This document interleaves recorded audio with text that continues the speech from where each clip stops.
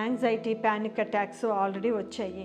వస్తే మనము ఎట్లా ట్రీట్ చేసుకోవాలి, ఎట్లా బాగుపడాలి?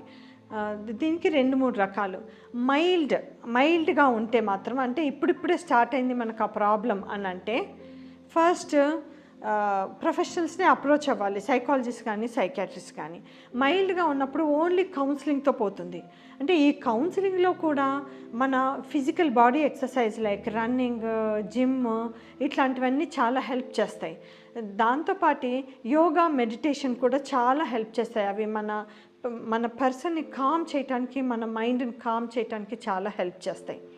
అట్ ద సేమ్ టైం మన లైఫ్ స్టైల్ కూడా చేంజ్ చేసుకోవాలి. మనకి హెవీ స్కెడ్యూల్ ఉంటే వాటిల్ని కట్ ఆఫ్ చేసుకొని లీజర్ స్కెడ్యూల్ లాగా పెట్టుకోవాలి. 9 to 5 హెవీ వర్క్ ఉన్న వాళ్ళు 9 to 5 2 అవర్స్ వర్క్ చేస్తూ 2 అవర్స్ ఫ్రీక్వెంట్ ఇంటర్వెల్స్ తీసుకుంటూ ఉంటే తగ్గే అవకాశం ఉంది. సో మైల్డ్గా ఉన్నవాళ్ళు meditation, yoga, life style changes, exercise, తర్వాత సైకాలజిస్ట్ని అప్రోచ్ అయితే కౌన్సిలింగ్ చేస్తారు, CBT అని చేస్తారు, కాగ్నిటివ్ బిహేవియర్ థెరపీ అని చేస్తారు. ఇవి చేసినా కూడా తగ్గుతుంది. నెక్స్ట్ స్టేజ్ మైల్డ్ కాదు, మోడరేట్కి వచ్చేసింది. మోడరేట్లీ యాంగ్జైటీ అంటారు. మోడరేట్గా యాంగ్జైటీ, ఆందోళన, అలజడి వచ్చింది. దీనికి ఏం చేయాలి? దీనికి సైకాట్రిస్టులు కొంచెం మెడిసిన్స్ ప్రిస్క్రైబ్ చేస్తారు. దాంతోపాటు కౌన్సిలింగ్, లైఫ్ స్టైల్ చేంజెస్ చాలా అవసరం. ఇప్పుడు మోడరేట్ నుంచి సివియర్ అయిపోయింది అనుకోండి.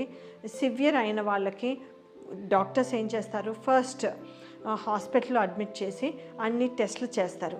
ఫిజికల్గా ఫిట్గా ఉంటే నెక్స్ట్ సైకాట్రీ మెడిసిన్స్ యాడ్ చేస్తారు. నెక్స్ట్ సైకాట్రీ మెడిసిన్స్ యాడ్ చేస్తూ ఫ్లూయిడ్స్ ఇస్తూ మోడరేట్ స్టేజ్కి తీసుకొస్తారు. మోడరేట్ స్టేజ్కి వచ్చిన తర్వాత మెడిసిన్స్ తోటి డిశ్చార్జ్ చేస్తారు. డిశ్చార్జ్ చేసినప్పుడు సైకాలజీ థెరపీ, సైకోథెరపీ ఒకటి చేయిస్తారు. దాని తర్వాత మెడిసిన్స్ కూడా కంటిన్యూ చేయిస్తూ తగ్గిస్తారు.